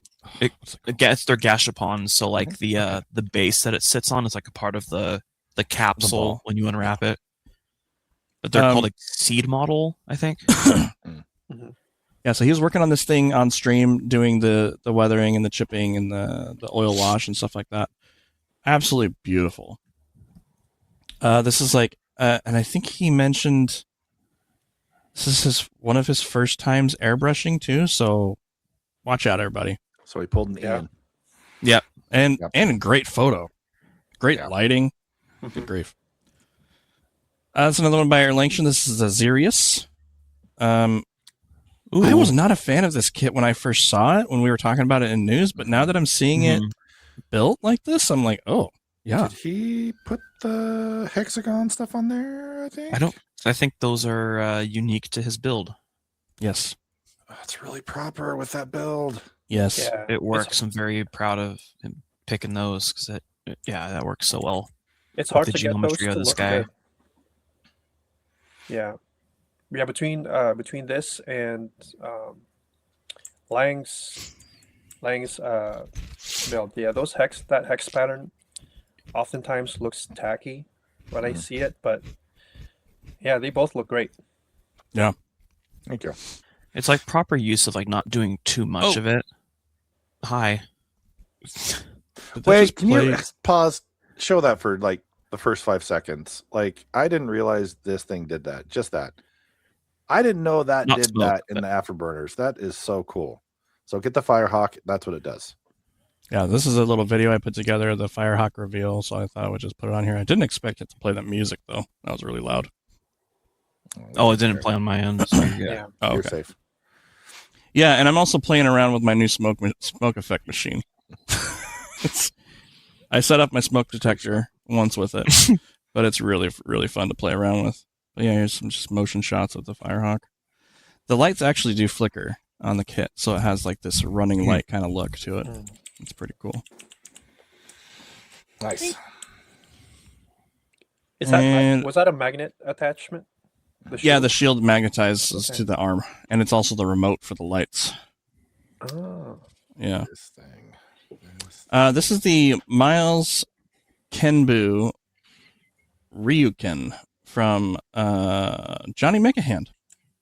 So this is for a competition online, and you can check out Johnny Mechahand on Instagram. This is stunning. Stunning. Huh? Work on this. zoom in on the head. Trying to see. Oh, that paint is just so bright. I thought it was an LED. Yeah. Wow. Little hand painted details on here. The little rungs are all custom. There's a ton of custom work on this thing. You can check it out on Insta, and you can check it out in the club. Going back to that Sir Bunk that's hand painted, those are all plot plated additions right there. Yeah, like that stuff. And the ladder rungs on the side. Mm-hmm. There's scribing work, plot plate work. Superb. Kit bashing, paint work. I mean, good grief. The dial it's sitting on, and then the photo. So he used like a directional lighting too, which so that just kind of puts it into the whole thing. Like the directional lighting from behind with the faded gradient background of the photo. Like this is like professional It's so work. Yeah. Magazine quality. Magazine Really quality, yeah, movie quality. Yeah, and he won, I think, first place in the comp that he was in online for it, and won a perfect grade new Gundam. Bing! Yeah. Well, So worth the effort in the end. Boy! Yeah. So big shout outs to Didn't have to John whack at all McAhan for for winning that. that comp. Yeah, really stunning stuff. That's it for Bills of the Week. We got through it. Very good. Amazing. Listen, folks, we're going to get more consistent with the podcast again, hopefully. It's been a really busy first part of the year. So that's why we've been having these longer segments of completed builds. Yeah. So consistency. A lot of our is not my events middle end up on recording days. So all of our events happen on Saturday, and then you know, all the three of us have very, very busy lives. Scheduling becomes a problem sometimes. Let's get into what everyone's here for, Lang. Oh boy! Oh boy! Oh boy! Wait, don't do it yet. I have to do the thing. They're coming for you if you don't make the right The lights. answer. Oh my gosh, what's gonna happen? Okay.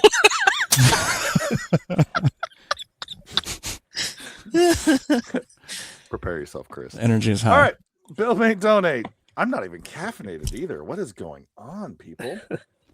Let me see. I gotta open this up real quick, and then I gotta switch the screen. See, I'm not even prepared. I was too excited for the light. I don't even have anything now. It is right here. Share. Okay. Bill Paint donate this week. We can see it. Everyone good? Yep. These are a little more unique.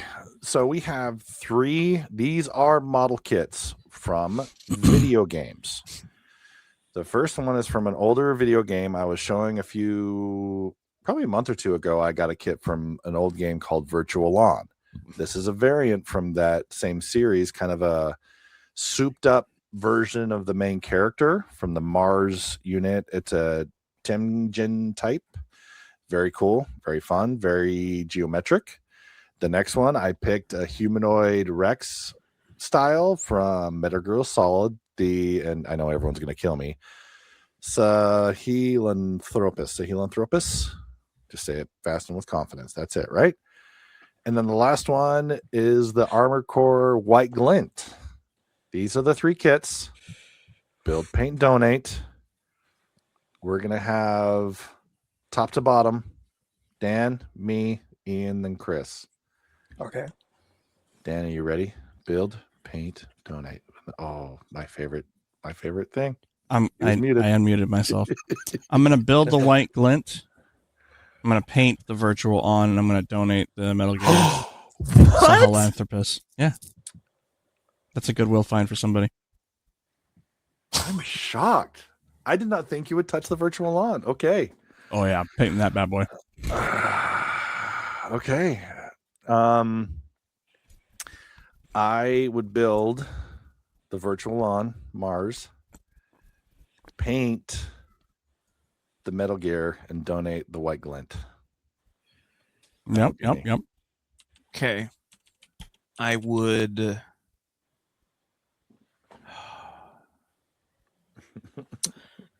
I would build the white glint. I will paint the Sahelanthropus, and I will donate the virtual lawn. I think we've all donated something different. Chris, you got to bring it home now. I would build the Metal Gear Sahelanthropus, paint the Temjin, and donate the white glint because I already painted one. Oh yeah, this one was interesting. This was a lot of fun trying to scour some of the depths for these. I've been meaning to do something with this. I saw this kit, the Metal Gear one, in Japan when we were there, Dan, and it's been in the back of my brain ever since then. Maybe we need to go back and get it. That's what we need to do. But there you go, folks. Build, paint, donate. We're going to bring it back. I have some more ideas coming up. I want to clarify.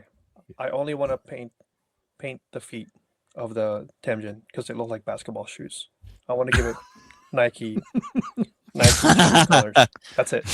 Nice. It is really cool looking. I'm very curious with this kit because it kind of came up as a surprise if like half of that. I think it's a Hasegawa even. It's either a Hasegawa or a Kotobukiya kit. If all the rest of that are stickers or not. It's got to be stickers or something. Probably. Yeah. But it'll be interesting. Definitely interesting. All right. Bill Paint Donate for this week. There you go. After Bill Paint Donate, after, making questionable decisions. How do I stop sharing? This big old button says stop sharing. Thank you for the assist. Okay. Questions for this week. We have. Welcome to the questions this week. Here we go. Okay. First up, what's the weirdest song you enjoy? The weirdest. I have one. Oh, no. It's weird. Our road trips, there's some weird songs that have come up, so I'm very curious on this. Dan, take it. So if you look up, there's a band called Tobacco. Tobacco, and the song is called Side 8, and then in parentheses, Big Gums. What It is, style of music is this? What'd you call it? I don't even know what you would call it. It's probably like trance techno, maybe. When you It's say weird, and I heard this song back in like 2000. I don't even know, 8 or 9, and I still catch myself humming it to myself randomly when I'm like doing the dishes or something. It's kind of weird, but yeah, check it out. Tobacco. Big Gums. Side 8, Big Gums. Yeah, it's a trip. It's a chill song. It's not crazy. There's no lyrics. It's just it is what it is. Its own encapsulation of itself. Ian, Chris, do you have one in mind? I was looking at my Spotify. I think the weirdest song that I like, it appears in like reels once in a while for goofy stuff. It's called Bloopin' by Eddie EWI. Bloopin'. It's just familiar, it's got It's so familiar. a beat and a groove to it. Just makes you want to go. Dun, dun, dun, dun, dun. It's got like a weird psychedelic frog on the picture. Yes. Oh, Ian, this sounds like something that happens in the toilet. And everyone's think gonna I've go heard the listen and genre. wonder what happens on Dan's toilet. Does this Yeah. like tickle your brain in some strange way? I don't The know. song? So you can bleep this out if you want to. I think the genre is. Are you serious? Hang on, everyone. It's, The top comment of this is type of music germs vibe to. The first song to be entirely composed by brown notes. This song clogged my sink. Oh my god. This must be what feeling pretty glonky is like. The mold in my bathroom loves when I put this on in the shower. I don't want to hear it now. I can't. Oh, This I gotta song listen- gave I me gotta listen to this. congestion. Can we listen to it for a minute? This is I don't know. I No. want to hear all these No, we comments, can't. man. These are okay. great. Yeah, the comments are hilarious. So check out Bloopin', Bloopin by Eddie Iwi. Oh gosh. Okay, I'm listening. Here we go. Hang on. Here we go. Anyways, well, while Lang is listening to that, Chris, do you have one? Yes. Do you guys know the back in like the Newgrounds days? The Newgrounds, the Ultimate Showdown. Oh Yeah. That is a classic that I go back to Yeah. every now and then. I had played that over and over again in middle school. It's so good. It's so catchy. Yeah. There's that, and it's not a song, but the soundtrack of the Wii Forecast channel. Do you remember Ah, the Wii yeah.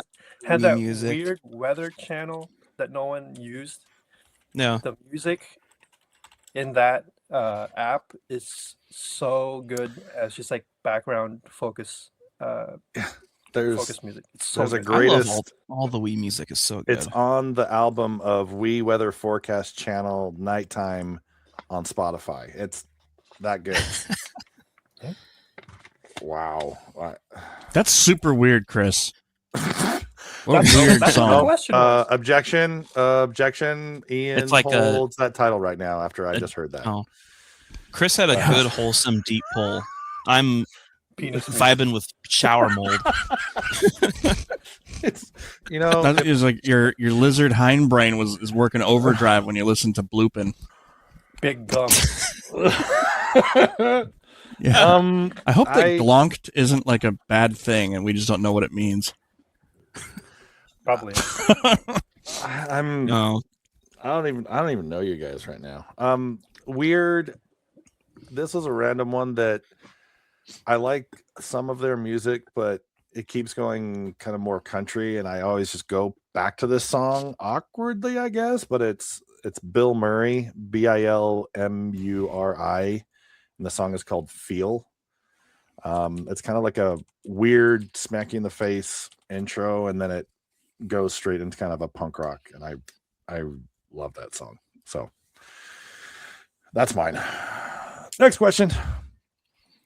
What was the first you ever attempted to make minor customizations to? Like Panel line scribe decals. what was it? First attempt.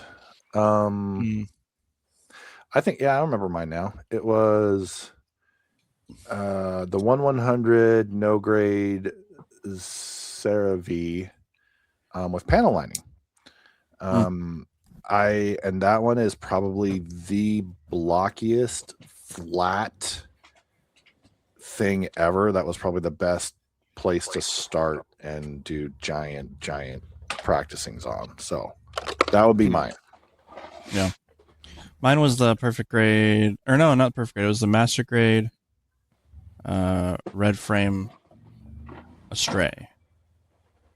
And it was, they have both stickers and dry transfers in that kit, which I always thought was, which I look back on now, I think that's kind of weird, but I didn't know what dry transfers were, so I was like kind of fooling around with it, and I was able to get one onto a curved surface, and I thought it was like I peaked. I was like, this is the coolest decal ever. Leveled up. Yeah. And I remember it's one of the ones that says Rehome on it, and it's on his knee. And yeah, that was the first time I ever stuck anything onto a model kit.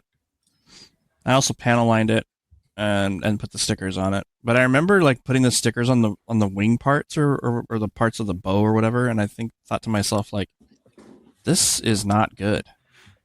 I want to do something different. And that's when I got online and I bought some aftermarket water slides for the Perfect Grade Unleashed RX-78-2. And I never went back to stickers or dry transfers. Although I did use dry transfers in my GBWC build. And I do think dry transfers are actually really good now that I've messed around with them a little bit more. But yeah. I think my first is just some panel lining on an HG early on, just with the pen. Yeah. Chris? I still have it. I'll show you. Oh, My very first Gundam kit. I did a Gundam marker on it, and the water slides, not water slides, the dry transfers. Pretty much, yeah, everything that like a beginner would want to do. I haven't cracked that open. Is all the gold like the injection mustard gold, or is it chromed? It's the mustard gold. Okay. Yeah, Master! That was your first model kit too? like 12, 13 years ago. Wow. Very, very floppy now, but Sure. That's cool. I love that you still have it. That's a great kit for your first build too. yes. This is a fun one for Chris. If you had all the money, time, and other resources required, what would be your dream diorama? I want a giant fish tank with a underwater diorama scene with like live fish. Oh, I can't. I don't know. I don't know if that's healthy for the fish. I can't imagine it would be. well, if you seal it right. They eat their own Yeah. poop. Well, That's it's a fair I think if you sealed it right, it'd be possible. There are some guides online about what you can and can't put into a fish tank for fish tank diodes, because some people have done it before. Yeah. Gosh, I always remember that Exia in the cave underwater fish tank.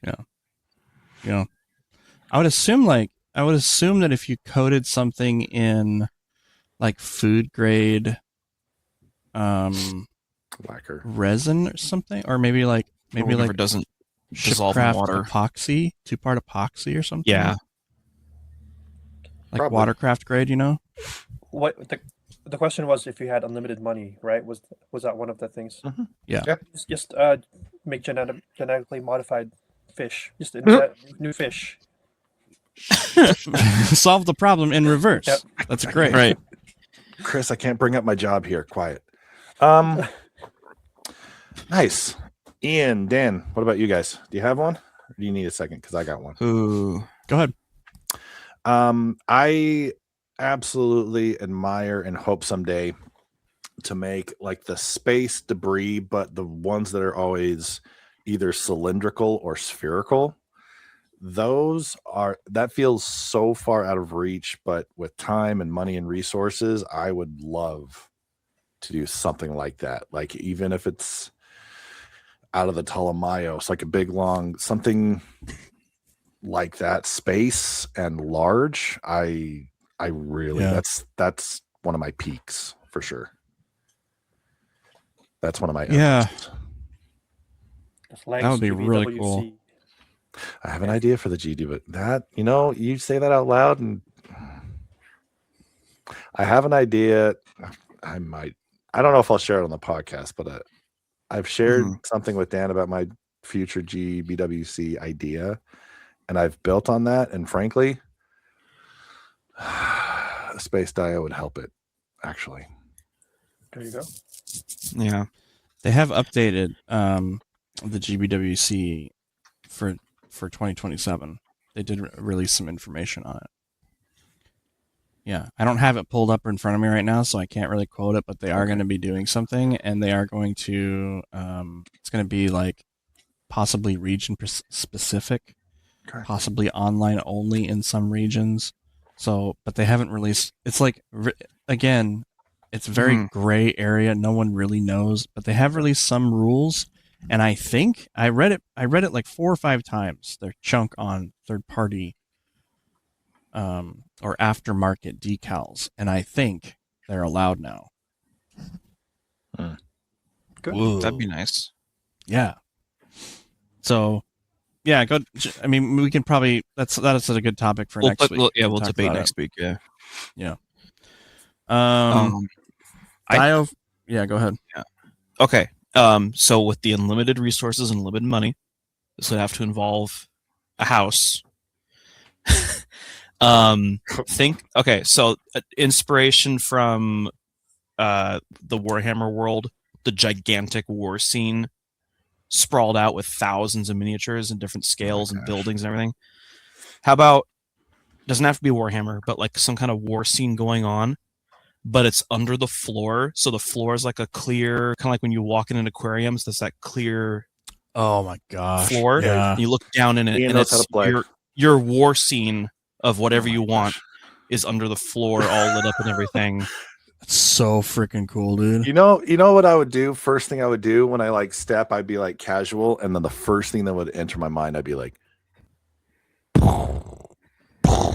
like I just quietly to myself, like Godzilla. Right. That's a dream. That's an incredible idea. Well played. That's got my gears turning in my brain. I don't know if you guys, I removed the floor in the garage. Yeah.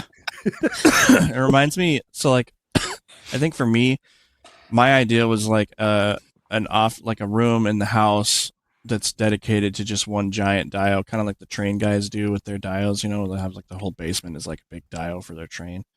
It would be, if I had unlimited time, space, and money and all that stuff, yeah, I'd have a room that's just a big freaking dio of the 1 year war. That's what I would do. Almost like nice a kitchen table, but the same thing where it's like all under a glass top. Yeah. See, I'd love to have it in the ceiling and do a space battle. That's what would be cool. Ooh. Yeah. Our dream. We have lofty dreams, people. So many lofty dreams. Speaking of dreaming, we got things that are upcoming that we're dreaming about. First one, there's been a bit of a lull, I think. We're still doing the HG group build for the Wing Zeros. So if you have them, take your time. We have some time. You have plenty of time. September. Till September. So bring them out. Get them done. Share ideas, share stuff. Don't show children. Don't do that. The next one. So we accomplished on the 18th the first dio class, And that was a huge success. And like we said, go check the resources. And we have 2 more classes. So you can catch up at any time. Jump in the resources, see where we're at, go at your pace. It's a lot of fun because you're able to ask as you're working on it if you attend the class on the stage that we have set up. So it's up to you. You can do it at your own pace. Come and ask the expert. Let's see, where is he at? Depending on corners and stuff, if I'm mirrored. So those are upcoming. The first one, I didn't put the date in here. I want to say is May 4th. May 4th is the second one. Yeah, that's the second one. And then 2 weeks after that, the 18th, right? Mm-hmm. Yes. Yeah. So those are the next 2 classes. After that, we have the West Side Comic-Con in Hillsboro, Oregon, May 22nd and 23rd. We'll be doing a live episode there, so come check it out. After that, we have SideFest. Dan, Ian, and I, and probably some other people will be attending. We have 2 tables to share and sell up at SideFest. It's a lot of fun. I need they to seem shoot to be money just for that. and then here's the big one, or there's a handful of big ones. Swap Meet, August 15th. I don't know if we've officially said the date on the podcast yet, but 15th in Woodburn, Oregon, August 15th. I know I've talked to some Washington folks. Those were there last year, are definitely coming again. And then more Washington folks are making plans. And there's a lot. That's going to be big. It's going to be big. You're muted, Dan. Try again. We got Dunk Tank. We got yard games with prizes. We got giveaways. We got Lang's probably going to be doing his grab bags again for prizes. Yeah. Trade prizes and stuff like that. Swap prizes. We've got free food. Splash Paints is going to be there. Okay. It's a thing. This is going to be a big event. Definitely come if you're in the Oregon area, or like some other dedicated folks fly over. If you can make it, Chris, we'd love to have you down there. I would love to see. I would love to see you in action. There's some rare stuff from people's backlogs that sat there for years, and for you to come and they're like, "Oh, I know what could do with this." That'd be fun to if see. Lee shows up again, we're screwed. Lee or Hanson Kuhn also brought some fun DVDs and the pencil sharpener set. It wasn't that pencil sharpener set that you got last year, Dan? Yeah. All the Zeta suits. So cool. I got Aura Battler Dunbine box sets from him for $10. Yeah. So it's worth coming and bringing and swapping for sure. And that's the 15th I have of enough August. stuff to open a small store that I'm going to be bringing. Yeah, obviously another Star Trek Enterprise. Yeah. There's some good ideas thrown out there before it. Yeah. Yeah. After that, we are starting to make plans to head out for Plamo, which is in Birmingham, Alabama on August 29th. There's some folks from out here. I know Ricky Glues is going out with CD. Lots of folks are going to this, and I'm so excited to make this one happen. So look that up. Come on out. We'll be there. And then after that, Oregon IPMS Jamboree. Now, this year, Seattle IPMS is not occurring. So I have a very good feeling this is going to be the big Pacific Northwest IPMS this year. So everyone from out of state, please come. Last year, they had upwards of about 400 kits total. And dare I say, the Gundam and Mecha stuff is just growing exponentially.